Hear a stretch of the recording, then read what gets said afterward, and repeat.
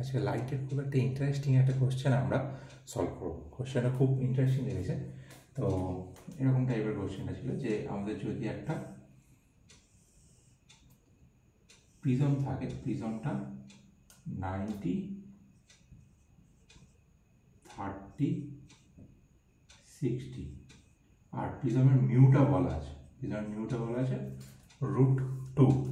এবার এখানে আমাদের বলেছে যে একটা রে যদি এরকম 90 ডিগ্রি বরাবর যায়, মানে নর্মাল বরাবর যায়, তাহলে তো বুঝতেই পারছি r = 0 হবে। কারণ নর্মাল বরাবর যদি যায় তখন ওখানে কোনো দিকে বাঁকে না, আর তখন কিন্তু i = 0 হয়ে যায়। তাহলে এইখানে যদি যায় তাহলে আমাদের বলেছে যে কোন অ্যাঙ্গেলে বেরোবে, আর হচ্ছে আমাদের মিনিমাম ডেভিয়েশন কত হবে, সর্বনিম্ন চ্যুতি কত হবে সেটা আমাদের বার করতে বলেছে। মিনিমাম ডেভিয়েশনটা কত হবে সেটা ক্যালকুলেট করা যায়। তাহলে দেখো এখানে যখন বেরোচ্ছে তখন কি এই জায়গাটায় কত ডিগ্রি কোণ হয়ে যাচ্ছে, 60 ডিগ্রি অ্যাঙ্গেল হয়ে যাচ্ছে। তাহলে এইখান থেকে যদি আমরা একটা নর্মাল কাটি তাহলে এইটা হয়ে যাচ্ছে কত, 30। কেন নর্মাল 90 ডিগ্রি হয়ে যাচ্ছে, তাহলে 60 হলে এটা অবভিয়াসলি 30 হতে হবে। তাহলে এটা হয়ে যাচ্ছে 30 ডিগ্রি হয়ে যাচ্ছে, মানে কি প্রিজমের মোটামুটি আমরা জানি যে আমাদের মিউ হয়ে যায়, সংকট কোণ হয়ে যায়, ক্রিটিক্যাল অ্যাঙ্গেল হয়ে যায় 42। এবার এর ক্রিটিক্যাল অ্যাঙ্গেলটাও আমরা বের করতে নেবো, পরে বের করছি, আগে আমরা দেখে নিই যে কি কেসটা হচ্ছে। তাহলে এইখানে দেখো এইখান থেকে কি হচ্ছে, এইখান থেকে যখন এইদিকে যাওয়ার কথা ছিল এইদিকে চলে যাচ্ছে, কারণ 42 এর থেকে অনেকটাই কম, তাই জন্য বেরিয়ে যাবে একদম 0। তাহলে এইবারে আমরা এই যদি ক্রিটিক্যাল অ্যাঙ্গেলটা যদি বার করতে চাই তাহলে আমরা পরে বের করছি। এইখানে আপাতত আমরা এইখানে যে এইটা হচ্ছে আর হয়ে যাচ্ছে, তো আরটা আমরা বার করে নিই। আরটা কত হয়ে যাচ্ছে, আমরা জানি এটা কি এয়ার আর এটা ভেতরটা গ্লাস। তাহলে আমরা কি জানি, সাইন এয়ারে যে কোণটা করছে বাই সাইন গ্লাসের ভেতরে যে অ্যাঙ্গেলটা করছে সেটা হয়ে যায় কত, মিউ, রিফ্র্যাক্টিভ ইন্ডেক্স সেটা হয়ে যাচ্ছে। মিউ এর ভ্যালু বলা দেওয়া আছে √2। তাহলে সাইন আরটাকে বের করবো আমরা, সাইন 30 কত, 1/2 = √2। তাহলে এখানে আমাদের সাইন r হয়ে যাচ্ছে √2 × 1/2 হয়ে যাচ্ছে 1/√2। তাহলে আমরা অবভিয়াসলি বুঝতে পারছি যে r হয়ে যাচ্ছে 45 ডিগ্রি। তাহলে এই r যদি 45 ডিগ্রি হয় তাহলে আমাদের ডেল্টা মানে চ্যুতিকোণের ফর্মুলা কি হয়ে যায়, ডেল্টা হয়ে যায় i1 + i2 - a।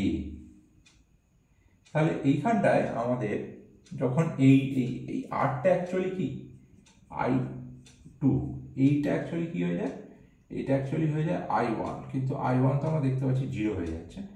তাহলে 0 প্লাস i2টা কত হচ্ছে 45, আর প্রিজমের অ্যাঙ্গেল এই উপরেরটা হয়ে যাবে -30, হয়ে যাচ্ছে 15 ডিগ্রি। মানে এই যে ডেভিয়েশন হয়ে যাচ্ছে, ডেভিয়েশনটা হয়ে যাচ্ছে আমাদের 15 ডিগ্রি।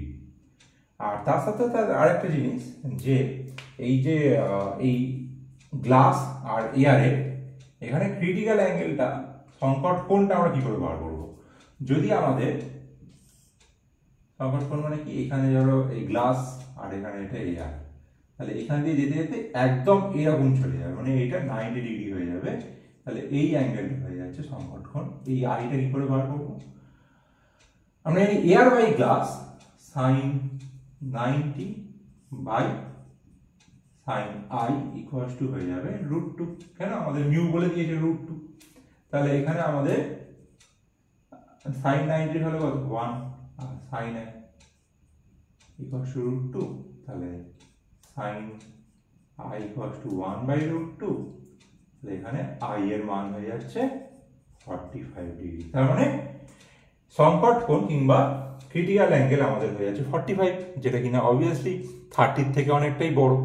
তাই জন্য ওখানে তো আমাদের কোনো অসুবিধাই নেই, আমাদের ওটা বেরিয়ে যাচ্ছে, আমাদের ক্যালকুলেশনটা ওটা বেরিয়ে গেছে ওই দিকটায়। ক্যালকুলেশনটা আমরা একটু দেখার চেষ্টা করি। আমরা এবার বলে দিচ্ছি যে সাইন এখান থেকে যখন যাচ্ছে তখন কি এটা i হয়ে যাচ্ছে, আর এটা সংকট কোণ কিংবা ক্রিটিক্যাল অ্যাঙ্গেলের জন্য এটা হয়ে যাচ্ছে 90 ডিগ্রি।